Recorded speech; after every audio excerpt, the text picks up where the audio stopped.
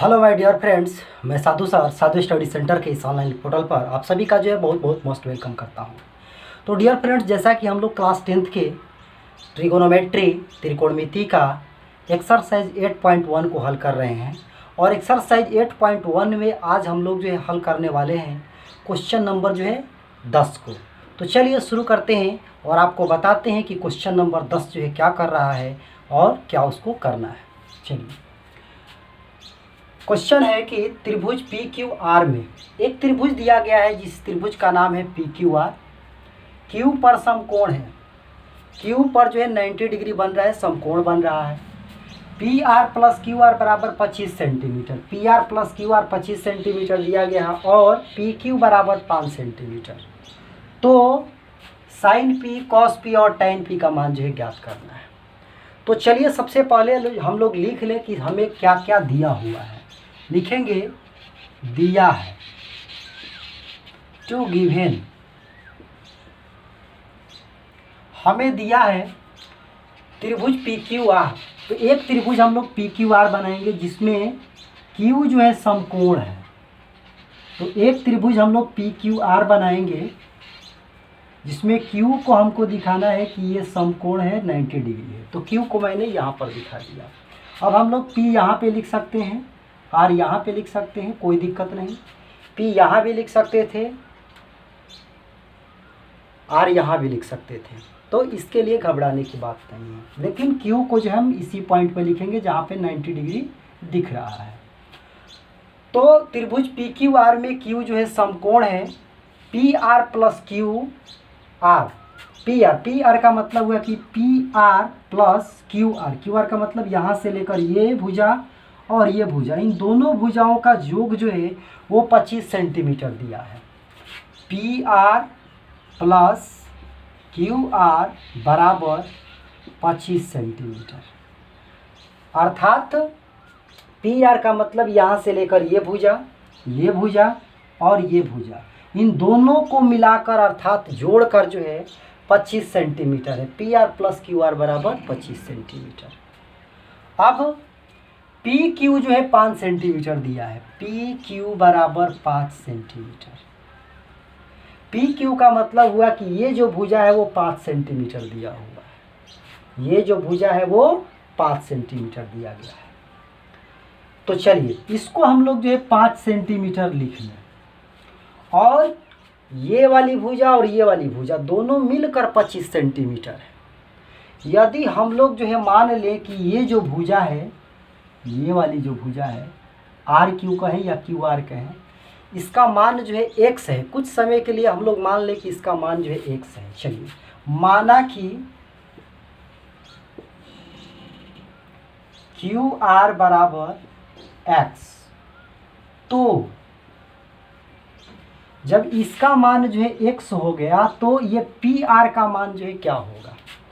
तो चूंकि P R plus Q R बराबर 25 सेंटीमीटर दिया गया है, तो ये पी आर का मान जो है कितना होगा। तो P R plus Q R का मान देखिए मैंने मान लिया x, इसको मैंने मान लिया x, तो इसके जगह पे हम लोग लिख सकते हैं x बराबर 25। तो यहाँ से पी आर बराबर 25 माइनस x, ये x जो प्लस में है 25 के तरफ इसको ले जाएंगे तो ये माइनस में हो जाएगा। तो पी आर का मान जो है 25 माइनस x जो है हमको मिल गया। इसका मतलब ये हुआ कि ये जो भुजा पी आर है इसको हम लोग लिख सकते हैं 25 माइनस x, इसको 25 माइनस x जो हम लोग लिख सकते हैं। ये 5 सेंटीमीटर हो गया, ये x हो गया, ये 25 माइनस x हो गया। तो अब हम लोग क्या करेंगे कि इस समकोण त्रिभुज में जो है पाइथागोरस प्रमेय लगाएंगे। चूंकि ये समकोण त्रिभुज है तो पाइथागोरस हम लोग लगा सकते हैं। तो पाइथागोरस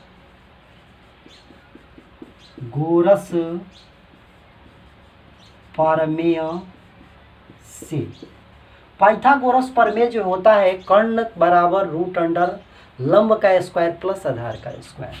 तो कर्ण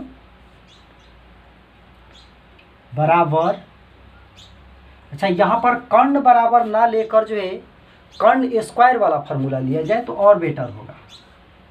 कर्ण स्क्वायर बराबर लंब स्क्वायर प्लस आधार स्क्वायर। कर्ण का स्क्वायर बराबर लंब का स्क्वायर प्लस आधार का स्क्वायर, ये भी फार्मूला जो होता है मैंने आपको बेसिक जब कंसेप्ट आपको मैं बता रहा था तो उसमें मैंने आपको बताया है। तो कर्ण स्क्वायर, कर्ण का मान क्या है देखिए, तो कर्ण का मान जो है पी आर है, तो हम लिख सकते हैं पी आर का स्क्वायर।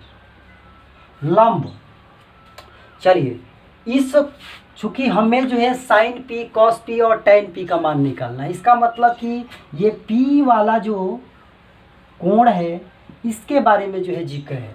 ये साइन पी कॉस पी और टेन पी इसका जब मान निकालना है तो इसका मतलब सिर्फ पी वाला से हमको मतलब है। तो ये पी के सामने जो है ये जो भुजा होगी लंब होगी, इसका मतलब ये लंब हो गया। तो लंब का मान हम लोग लिख सकते हैं आर क्यू का स्क्वायर प्लस आधार, तो ये आपका आधार बन जाएगा, इस पी के लिए आधार बन जाएगा पी क्यू का स्क्वायर। अब पी आर, तो देखिए पी आर का मान जो है 25 माइनस एक्स है, तो 25 माइनस एक्स का होल पावर 2 बराबर आर क्यू का मान जो है एक्स हम लोग माने हैं तो एक्स का पावर 2 प्लस पी क्यू देखिए पी क्यू 5 है तो हम लोग यहाँ पर लिख सकते हैं 5 का पावर ये आपका 2। अब इसको हम लोग हल करते हैं तो ये 25 माइनस एक्स जो है ये ए माइनस बी के होल स्क्वायर के रूप का है। तो चूंकि आप जानते हैं कि a माइनस बी का होल स्क्वायर बराबर A square plus B square plus minus 2ab होता है। a माइनस बी का होल स्क्वायर बराबर जो है A square plus B square minus 2ab होता है। तो इस आधार पर जो है 25 का स्क्वायर प्लस एक्स का स्क्वायर माइनस 2ab मतलब 2 गुणा ये 25 गुणा एक्स बराबर ये आपका एक्स स्क्वायर प्लस 5 का स्क्वायर। तो ये 25 का जो स्क्वायर है ये 625 आपका हो जाएगा, 625 प्लस एक्स स्क्वायर माइनस ये आपका 2 से 25 में गुणा करेंगे 50 होगा और ये x, तो ये 50x हो जाएगा, 50x बराबर एक्स स्क्वायर प्लस 5 का स्क्वायर जो है 25 होता है, तो ये आपका जो है 25 हो गया। अब देखिए प्लस में इधर जो है एक्स स्क्वायर है और इधर भी जो है प्लस में एक्स स्क्वायर है, बराबर के दोनों तरफ जो है बराबर राशियां जो होती है उसको हम लोग कैंसिल कर सकते हैं। तो ये एक्स स्क्वायर से ये एक्स स्क्वायर जो है कट जाएगा क्योंकि ये उधर जाके घट जाएगा, तो एक्स स्क्वायर से एक्स स्क्वायर कैंसिल हो गया। अब देखिए ये माइनस 50x को इधर रहने दें और 6 से 25 को 25 के तरफ जो है ले जाएं, तो ये 25 माइनस 625 जो होगा, क्योंकि ये 625 यहाँ प्लस में है, अपना दिशा जब बदलेगा उस साइड के जाएगा तो ये आपका माइनस 625 हो जाएगा। ये माइनस 50x बराबर 25 में से यदि 625 को घटाएं तो ये हमें माइनस 600 जो है प्राप्त होगा, क्योंकि छोटी संख्या में से बड़ी संख्या को हम घटा रहे हैं। तो छोटी संख्या से बड़ी संख्या में जब घटता है तो माइनस में जो है आता है, तो ये आपका जो है माइनस 600 हो गया। अब इधर हम माइनस देख रहे हैं, इधर भी माइनस देख रहे हैं, तो ये दोनों माइनस को हम लोग काट सकते हैं। यहाँ से आपका ये 50x बराबर 600, तो x बराबर ये 600 और बटा ये आपका 50, ये 50 नीचे चला जाएगा। ये देखिए 0 से 1 0 कैंसिल हो गया, 5 से 60 जो है आपका 12 बार में कटेगा, 12 बार में डिविजिबल होगा। तो इस प्रकार से x का जो मान है वह 12 जो है आ गया। तो हम लोगों ने क्यू आर को जो है x माना था, क्यू आर को हम लोगों ने क्या माना था, तो x माना था।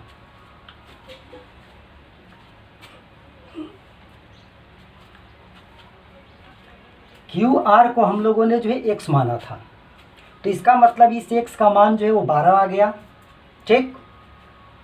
और तो इसको हम लोग लिख सकते हैं 12, और ये 25 माइनस एक्स है, तो 25 में से इस x का मान जो है 12 यदि हम रख दें, 25 में से, यहाँ 25 में से 12 को यदि हम लोग हटा दें इस x के जगह पर, तो ये मान जो है हम लोग को 13 मिल जाएगा।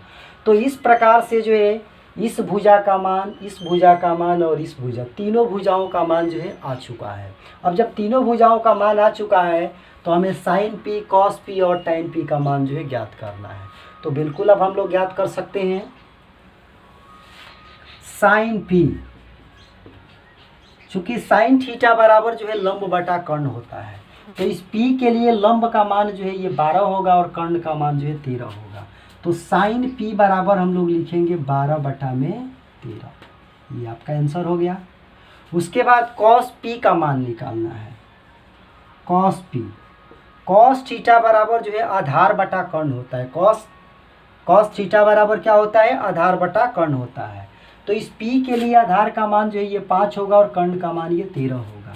तो इसका मतलब कि ये 5/13 हो गया। उसके बाद हमें टाइन पी का मान निकालना है। तो टाइन पी बराबर, चूँकि टाइन थीटा बराबर लंब बटा आधार होता है, तो इस पी के लिए लंब का मान देखिए ये 12 और आधार का मान ये 5, तो ये 12/5। तो यहाँ पर क्या लिखेंगे हम लोग? 12/5। तो इस प्रकार से जो है साइन पी, कॉस पी और टाइन पी का मान जो है निकल के आ गया। तो चलिए, मैं उम्मीद करता हूँ कि ये क्वेश्चन आप सबको बढ़िया समझ में आ गया होगा। ये बहुत ही मस्ट इम्पॉर्टेंट क्वेश्चन है, बार बार जो है परीक्षाओं में पूछा जाता है। अब हम लोग जो है क्वेश्चन नंबर 11 की जो है बात करेंगे।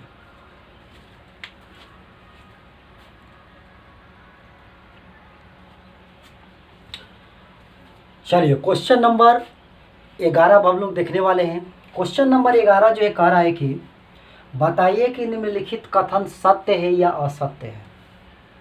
हमें बताना है कि ये दिया गया जो स्टेटमेंट है, 5 प्रश्न इसमें दिए गए हैं, ये जो भी स्टेटमेंट कथन ये दिया गया है, ये ट्रू है कि फॉल्स है, सत्य है कि असत्य है, और यदि ये सत्य है तो क्यों सत्य है और असत्य है तो क्यों असत्य है। अर्थात कारण सहित अपने उत्तर का पुष्टि करना है, कारण देना है, रीजन क्या है कि दिया गया जो कथन है वो सत्य है अथवा असत्य है। तो चलिए देखते हैं। फर्स्ट क्वेश्चन है कि टाइन ए का मान सदैव 1 से कम होता है।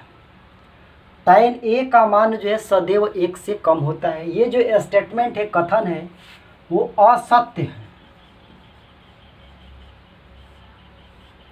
अब यहाँ पर जो है कैसे ये असत्य है, तो चूंकि टाइन थीटा बराबर क्या होता है? टाइन थीटा बराबर लंब बटा में आधार होता है।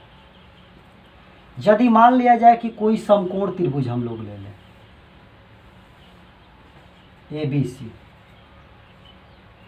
और इस समकोण त्रिभुज में इस A वाले को मान लिया जाए कि ये थीटा है, तो ये हमारा लंब होगा और ये आधार होगा और ये जो है कर्ण होगा।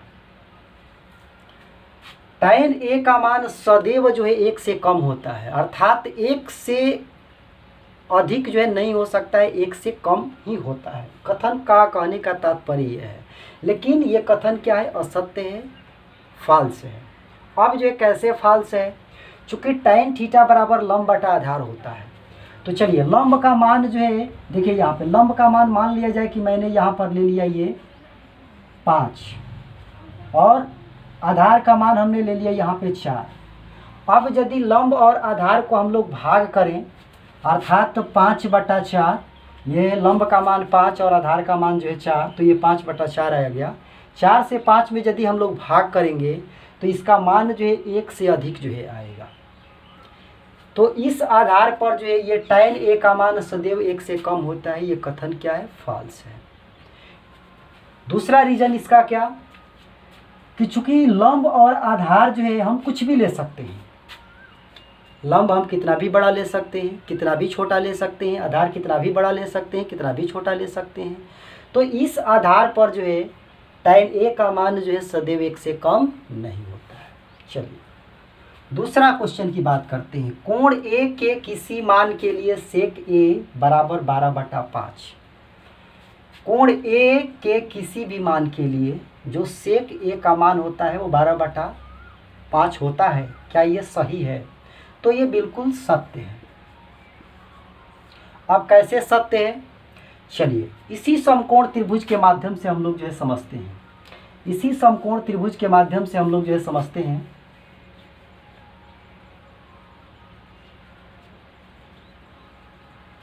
चलिए ये मान लिया जाए कि ये ABC एक जो है समकोण त्रिभुज है, जिसमें ये कोण जो है यहाँ पर A है।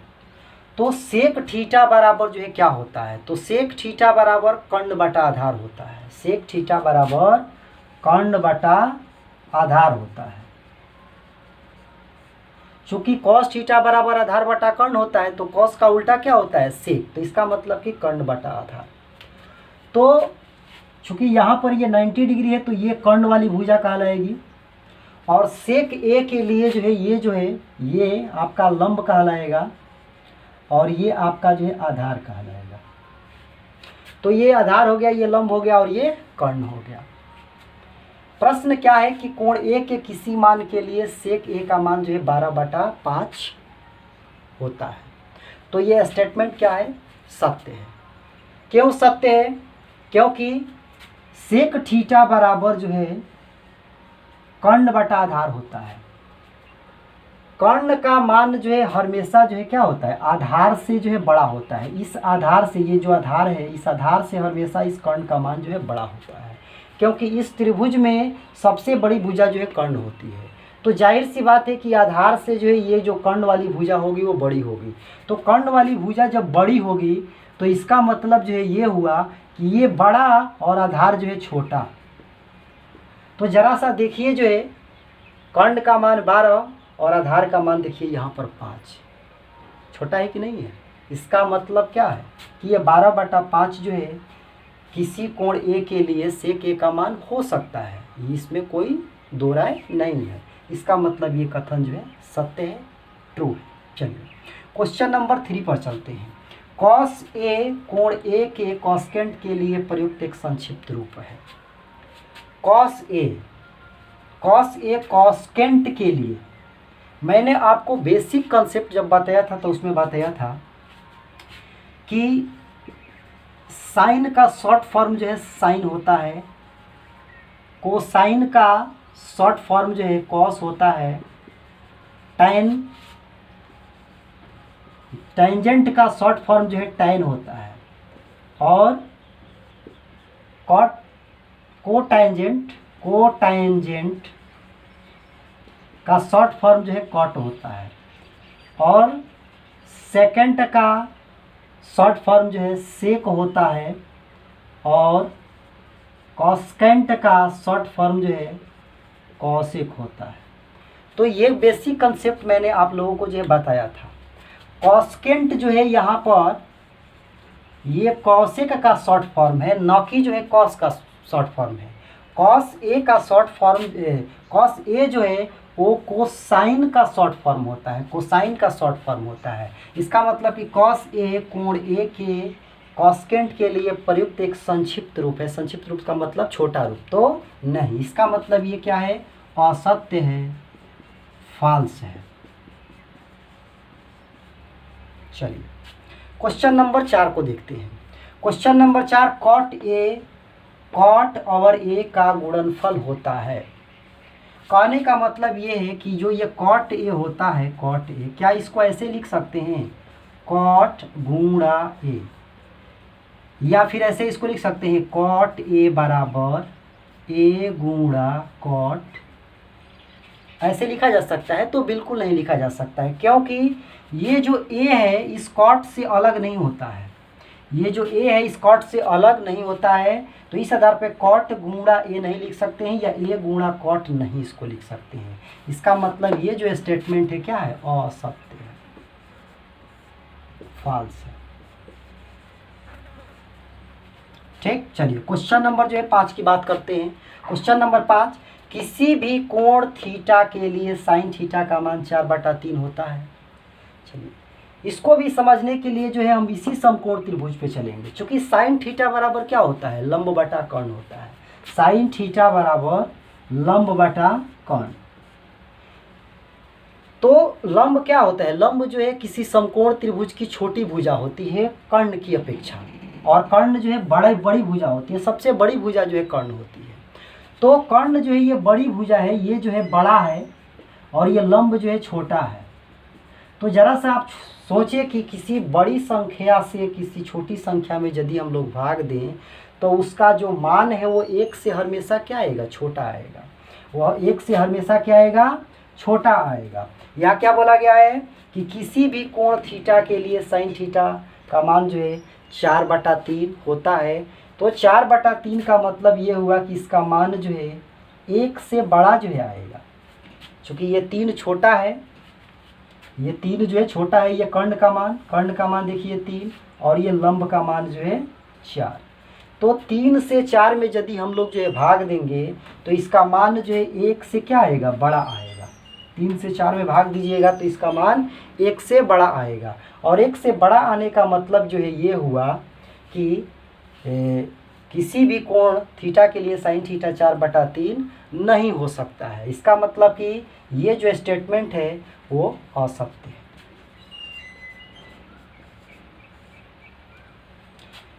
तो चलिए, मैं उम्मीद करता हूँ कि ये सारे प्रश्न आप लोगों को जो समझ में आ गया होगा। तो यहीं पर जो है इस वीडियो को स्टॉप करते हैं और ये 8.1 जो है कम्प्लीटली जो है समाप्त हो गया। अब जो है नेक्स्ट वीडियो में हम जो है 8.2 जो है लेकर आएंगे और उसके पहले आपको बेसिक कंसेप्ट जो होगा 8.2 का उसको बताएंगे और उसके बाद जो है टॉपिक पर चलेंगे। So thank you very much and all the best.